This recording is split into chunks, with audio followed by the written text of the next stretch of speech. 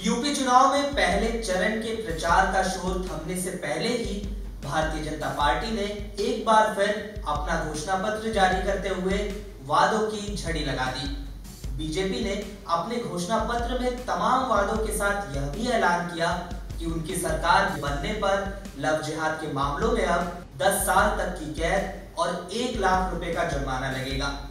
तो वहीं समाजवादी पार्टी के अध्यक्ष अखिलेश यादव ने इसे बीजेपी के झूठ का पुलिंदा करार दिया।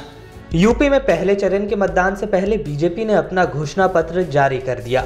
बीजेपी ने अपने घोषणा पत्र को लोक कल्याण संकल्प पत्र 2022 नाम दिया है।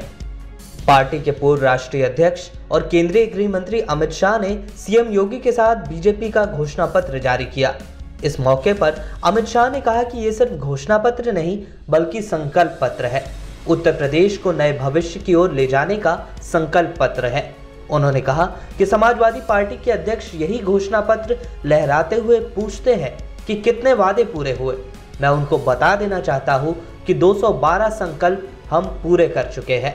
पूरा विश्वास है ये घोषणा पत्र, ये संकल्प पत्र घोषित होने के बाद हमारे संकल्पों पर उत्तर प्रदेश की महान जनता विश्वास करेगी, योगी जी के नेतृत्व पर विश्वास करेगी और फिर से 300 पार की सरकार हम उत्तर प्रदेश में बनाएंगे।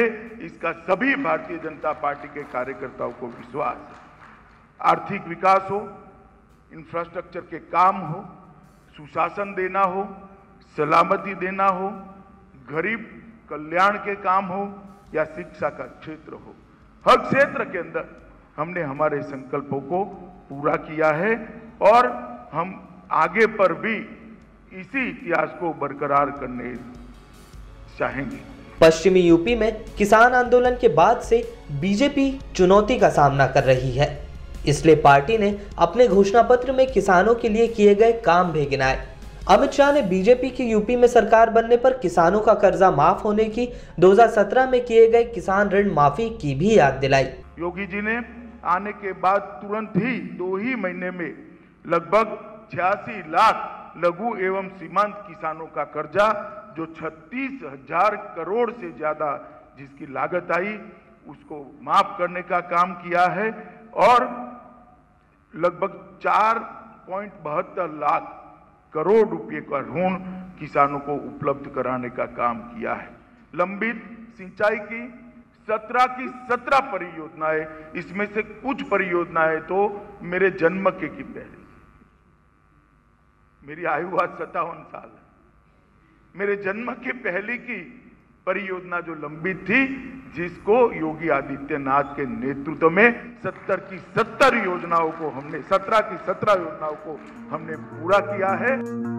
इसके अलावा बीजेपी ने यूपी चुनाव 2022 के घोषणा पत्र की आड़ में लव जिहाद का मुद्दा फिर से गरमाने और इस पर वोट हासिल करने की कोशिश करती भी नजर आ रही है।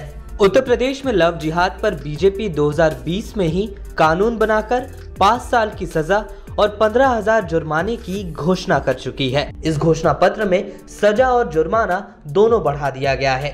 बीजेपी ने अब कहा है कि लव जिहाद के मामले में 1 लाख रुपए के जुर्माने के साथ अब 10 साल की जेल होगी। इसके साथ ही भारतीय जनता पार्टी ने यूपी में सरकार बनने पर राज्य के सभी 18 मंडलों में एंटी करप्शन ऑर्गेनाइजेशन यूनिट स्थापित करने का ऐलान किया है। वहीं मेरठ में कोतवाल धन सिंह गुर्जर अत्याधुनिक पुलिस ट्रेनिंग सेंटर की भी घोषणा की है। बीजेपी ने मेरठ, रामपुर, आजमगढ़, कानपुर और बहराइच में एंटी टेररिस्ट कमांडो सेंटर बनाने का भी ऐलान किया है। इसके अलावा प्रत्येक पुलिस स्टेशन में साइबर हेल्प डेस्क, मछुआरा समुदाय के लिए नदियों के पास लाइफ गार्ड की नियुक्ति और राजकीय आश्रम पद्धति विद्यालय की स्थापना के साथ ही ईडब्ल्यूएस कल्याण बोर्ड बनाने का भी ऐलान किया है। वही समाजवादी पार्टी के अध्यक्ष अखिलेश यादव ने बीजेपी के घोषणा पत्र को झूठी बातों का पुलिंदा करार दिया। अखिलेश यादव ने कहा कि बीजेपी घोषणा पत्र निकाले, संकल्प पत्र निकाले या वचन पत्र या फिर शपथ पत्र, यूपी की जनता अब विश्वास नहीं करेगी। अखिलेश ने कहा कि यूपी का किसान लखीमपुर, महिला हाथरस, युवा इलाहाबाद, व्यापारी गोरखपुर और आम जनता कोरोना कभी नहीं भूलेगी। बीजेपी ने अपने घोषणा पत्र को उत्तर प्रदेश को नई राह पर ले जाने वाला संकल्प पत्र करार दिया।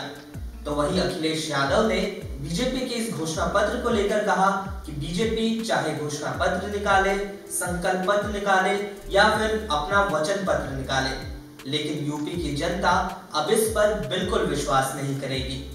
पार्टियों के बीच आरोप प्रत्यारोप तो चलता रहेगा, लेकिन उत्तर प्रदेश की जनता किस पार्टी पर यकीन करेगी, यह तो नतीजों के साथ 10 मार्च को ही पता चलेगा। यूपी चुनाव से जुड़ी और देश दुनिया की तमाम खबरों के लिए बने रहिए लोकमत हिंदी के साथ।